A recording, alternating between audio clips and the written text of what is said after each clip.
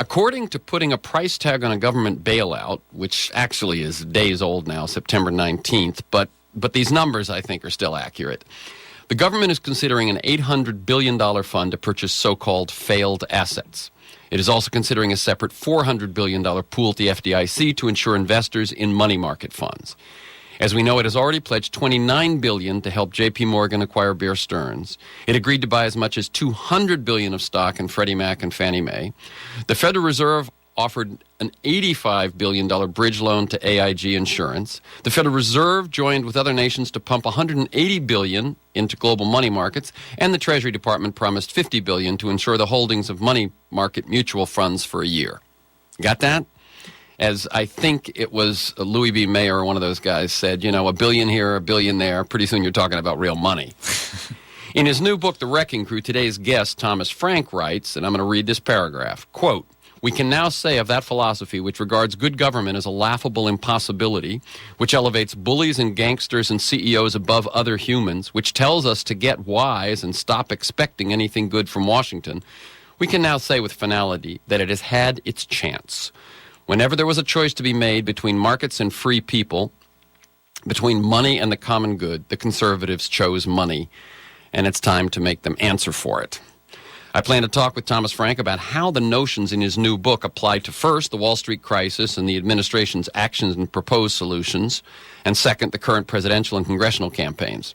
Thomas Frank, founding editor of the Baffler and a contributing editor at Harper's, is the Wall Street Journal's newest weekly columnist, and that's an odd fit, I must say. He's the author of What's the Matter with Kansas, The Conquest of Cool, One Market Under God, and as I said, his newest, The Wrecking Crew. Welcome, Thomas Frank. Well, it's good to be back here. Well, I will just preface with a little bit of the conversation we were having just before we went on the air, which is that, things are moving so quickly that we are bipolar, in our reaction to what is a bipolar set of events.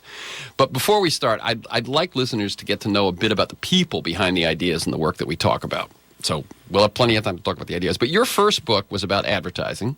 Your last book was about voters and culture. And in this book, you actually take on the Republicans and the methods of their madness over the last 30 years. What's the evolution for you personally of what you're focusing on? How did I become? Yeah, it is curious, isn't it? Because I wrote a PhD dissertation about the advertising industry in the 1960s. Exactly. It was an interesting subject because it was about how Madison Avenue, the advertising industry, went from being so square in the 50s to being so hip and cool in the 60s, which, of course, they remain to this day, as you know. Yeah. I mean, our... And I have to when I tell people about that book, I have to remind them of the organization Man in the Gray Flannel Suit because that image has so long been forgotten. Yeah. But our whole commercial culture today is so much cooler than you or I could ever hope to be. And what I said in that book was that coolness has become a kind of orthodoxy of the consumer society. And, I mean, I love coming out here to Los Angeles just to see this theory in action. Every time I go, it's such a shock when you come from Washington or from Chicago and you see. I don't even want to go into it, but coolness is a civic philosophy out here. To think that 2 days ago the Emmys had as their hosts all the hosts of the reality shows. I mean, this is like there's no pretense there. Yeah, I know. Well, so what happened was I got very interested in. I mean, I started out studying culture and coolness and hipness and all that thing. And I was a punk rocker and blah blah blah. And I rode my skateboard and I was so gnarly and I drove my dad's car. And then I got interested in business culture, and I came to an important realization when I was writing The Conquest of Cool, which is if you don't understand capitalism, if you don't understand business, then you don't understand America. And at the time, everybody wanted to be in cultural studies and talk about how everyone was dissenting by buying some different brand at the supermarket. You remember that? You remember those days? Yeah. And it dawned on me that they were just completely missing the boat. That if you don't understand the way business works and the way it dominates our politics and the way it dominates every other aspect of life, you don't understand this country. And while I was coming to this, realization, which I guess for everybody else in the world is kind of a no-brainer, but it took me a really long time to figure that out. While I was coming to that amazing epiphany, the new economy bubble was going. The dot-com froth, and I was watching that unfold and reading, among other things, the Wall Street Journal's op-ed page, but also, Fortune magazine. Do you remember what Fortune magazine got up to, like 500 pages an issue back then? It was as big as Vogue. Yeah, it was cooler than Vogue even. And I would have CNBC on all the time, and I was writing a book about the thinking of the new economy, this kind of feverish, overheated idea that we had turned some economic corner and that the old rules no longer applied and we didn't need the regulatory state anymore, all of these things, and that's what One Market Under God was about, and that sort of led naturally into studying conservatism, because economic, talk, whether it's on CNBC or whether it's in the pages of the Wall Street Journal or whether it's in Fortune magazine or whether it's coming from, a book like what were they called, the Beardstown Ladies, Personal Investment Handbook. This is political. It doesn't seem like it's political on the surface. Maybe it's just some dude picking stocks. But it is political. It has a political agenda. And that's when I became interested in – well, I've always been interested in conservatism. And as you know, I'm drawn to irony. Everything I'm talking about here is an ironic situation filled with, unintended consequences and everything turned upside down. And so What's the Matter with Kansas was about the biggest irony in all of this, the phenomenon of working class conservatism. And this has really been, one of the sort of, I don't want to say it's an unexamined irony, because other people have written, there's been great books written about this subject, but nobody's ever really got to the bottom of it. And I decided I would try that. And then, and now here I am. I moved to Washington, D.C. What a strange thing. I moved to Washington, D.C., and when I get there, this wave of scandals and corruption breaks, the Abramoff thing. Abramoff delay, all of that. Yeah, and at the same time, you're watching federal agencies be taken over by the industries they're supposed to regulate. You're watching, lobbyists running the city, running the federal government. And I said, there's got to be a theory that can explain all of this. How do you explain all of these things happening at the same time? And that's what The Wrecking Crew is. So now you know why I wrote each of my books in succession.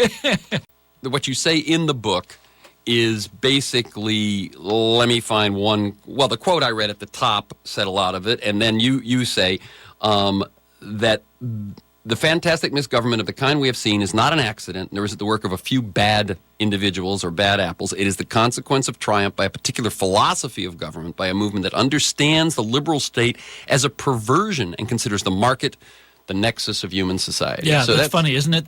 And that describes their theorizing and the way they talk. But the funny thing is, look, all of those things have had grave consequences that we've seen in the last few days.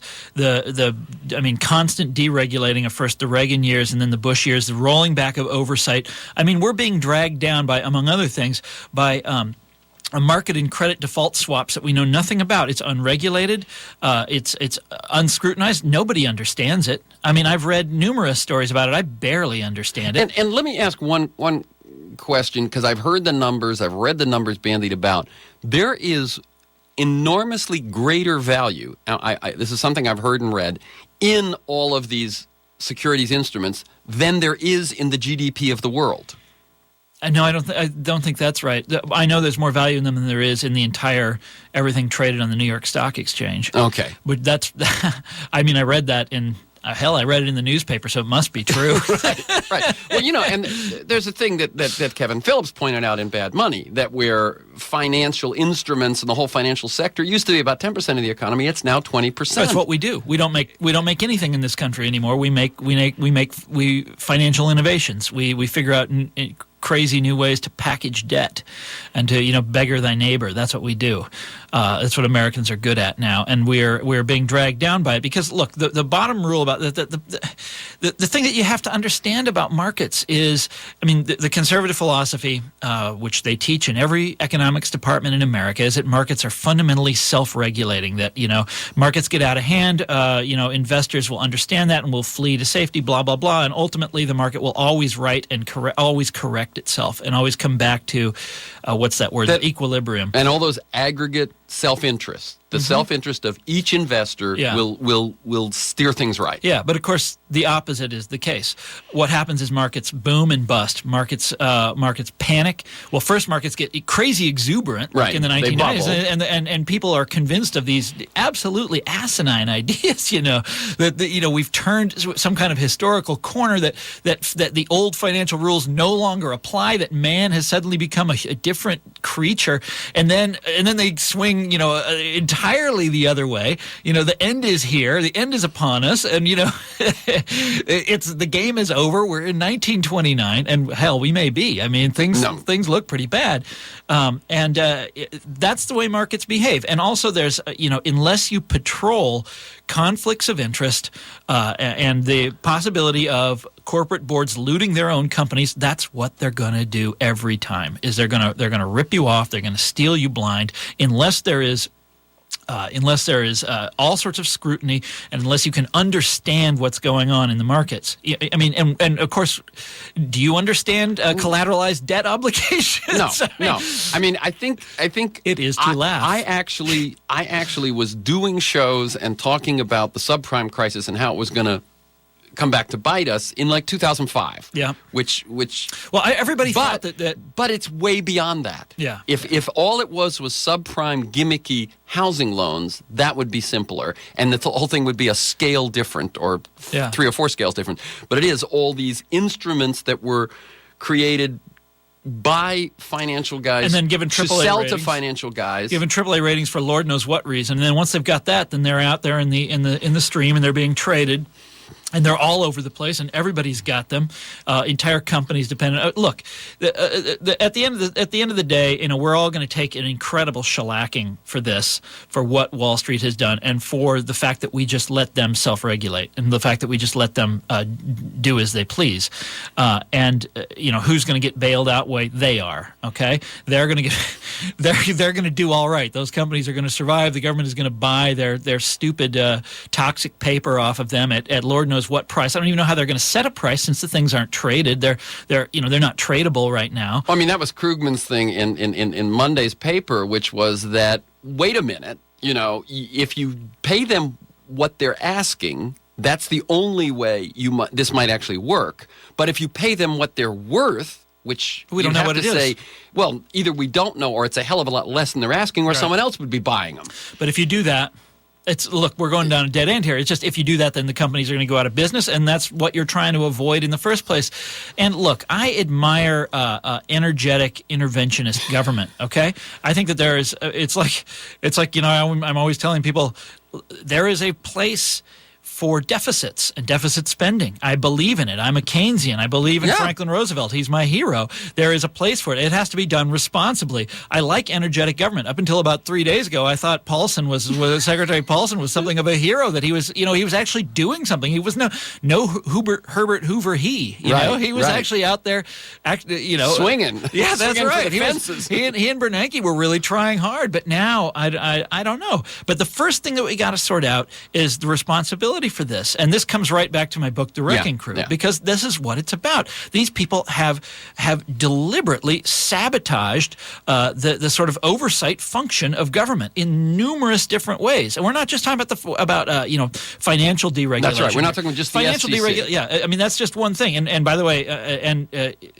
some of the biggest financial deregulators are on John McCain's campaign, and the dude is actually out there now presenting himself as an enemy of Wall Street. It's extraordinary. Well, I mean, we're living through the most topsy-turvy times. Yeah. I mean, hey, maybe John McCain will come in as president, and he will have the spirit of Theodore Roosevelt in him, and maybe he'll do right.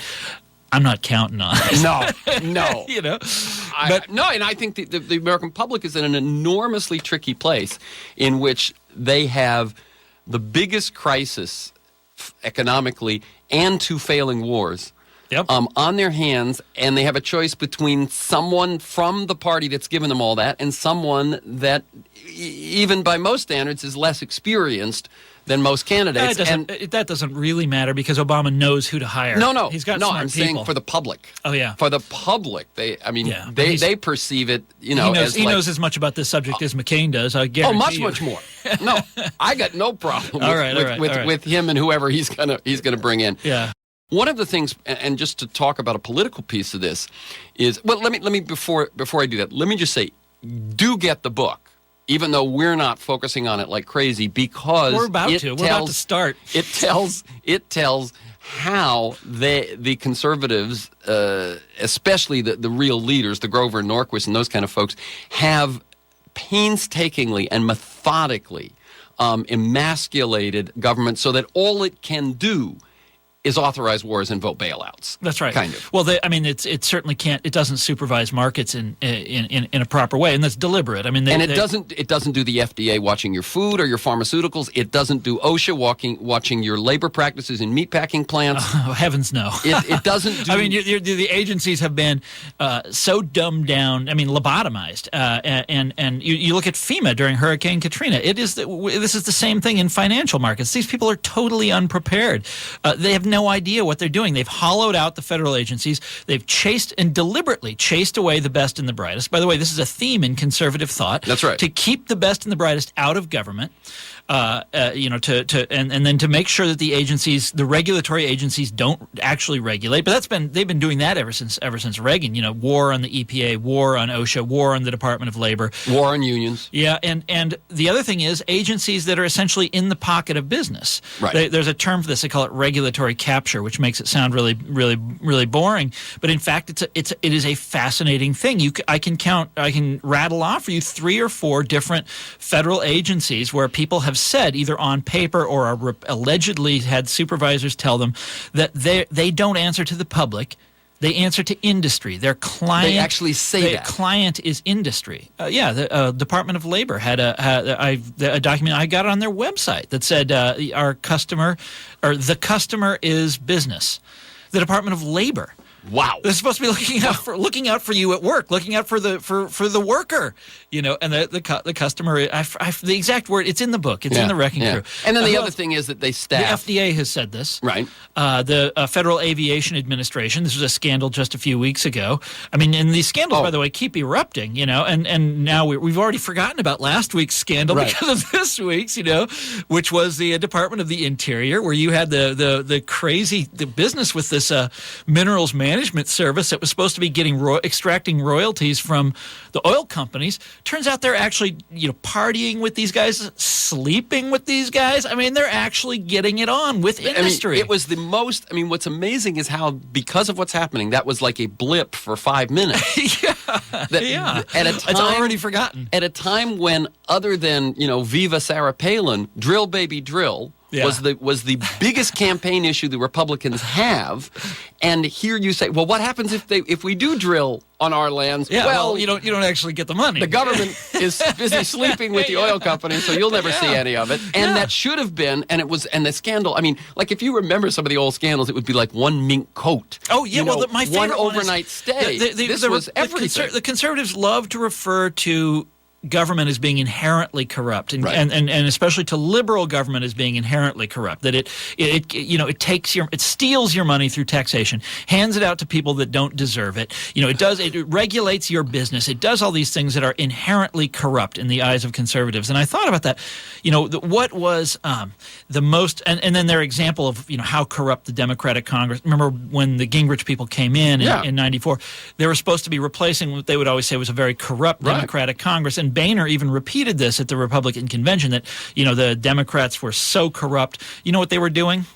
They were writing bad checks, like personal checks. Do you remember that? Well, also they had this business with postage stamps. Someone had swiped some postage stamps. And he was selling books at the back of his speeches. That's right. Remember the Senate minority? And I was thinking that at the high watermark of liberalism, like the Johnson era, the biggest political scandal in those days, now leaving aside the Vietnam War, the biggest political scandal in those days was the Bobby Baker affair. Right. Remember this? You know what Bobby Baker had been doing? That he was on the cover of Life magazine. It was supposed to be so awful. He was one of Lyndon Johnson's cronies. He had somehow, through whatever means, had gotten the contract to have vending machines on military bases. That's it. That's Democrat. That's the liberals, man. Yeah. And now you've got basically government by contractor in Washington, D.C., where they've outsourced and privatized, everything, every imaginable kind of work. But as you say, including the agencies themselves, because the heads of the agencies, one after another, were former lobbyists for the industry they're now regulating. And then they go through we have this thing in D.C. called the revolving door. It sort of rotates above the city in this giant golden thing. And they come in from wherever to, let's say, the Department of Homeland Security.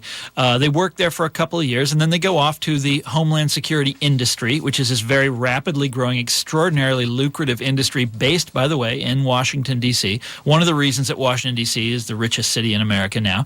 They go into that industry, and there they lobby their former colleagues for contracts. They get contracts out. The Department of Homeland Security is just an enormous, piñata filled with gold doubloons to be smacked at by lobbyists. Well, you bring up the Homeland Security. Let's talk about this politically for a moment. I'm sorry. This is all so depressing. Do you understand what we're talking about here? We are talking about the ruination of government. We are talking about people that for the last 8 or 28 years, depending on how you look at it, have used the government for their personal profit and have run it into the ground. Have run it completely and utterly into the ground to the point where now and now they have to bail out their buddies. They let these guys go hog wild. They stole with both hands, and now we have to go bail them out. Well, let's talk about this for a second, because you brought up Homeland Security. The thing that Homeland Security always reminds me of is that just prior to, I guess it was the 2002 election, came the big Homeland Security bill, and Democrats said, we will vote for this, even though we were for it before when you were against it, but we will vote for it. But you got to unionize the workers at the very least. And they used the fact that Democrats said they had to unionize them as a campaign tool, and Max Cleland was, there were a bunch of people lost. The triple amputee from the war and former head of the VA was tossed out, voted out because he wasn't patriotic enough. Now, what I see happening here, and then there was the war authorization bill was done just before an election, and now I see this bailout is being proffered just before an election. Well, they have to do it now. I know they do. I don't say that. I don't say they were. I don't say they were so competent as to schedule this now. I don't say that. Oh no, this makes a Democrat in the White House. But what I say is they are going to use the thing of we can't fiddle around to say that Democrats, if they ask for some of this bailout, some conditions on this bailout that actually either change circumstances and regulation or provides, let's just say simply, that the Democrats say we've got to own these things if we bail them out. Yeah. We've got to own these banks or own a percentage. At least there has to be supervision. There always has to be accountability and supervision. We have to get something for all this money so that if it turns around, we profit from that. That's not going to happen, I'm here to tell you. I'm very sorry to say. They might add such a provision, but there's no upside to this, you understand? As far as I can tell. You mean you don't think that ownership or supervision can make any difference? Oh, no, they have to have supervision so that it's done properly. There has to be accountability so that it's done correctly. It's not just done. But you're saying that these assets are never going to be worth anything. Yeah, well, they're trying to reinflate a bubble, for God's sakes. Yeah. It's the dumbest idea in the world. Yeah. Maybe I'll be proven wrong. Let's hope I am. But it just strikes me as utterly foolhardy. These are the people that have been... Look, I don't believe in free market theory, but these people bought when they should have sold. Let them go. They need to get spanked. But... instead they get the airbag. Well, but wait.